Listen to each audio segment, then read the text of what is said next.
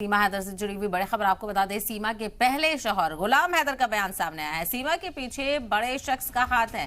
गुलाम हैदर का बयान, सीमा को जेल में रखे भारत सरकार पीएम मोदी और सीएम योगी से ये फरियाद की है।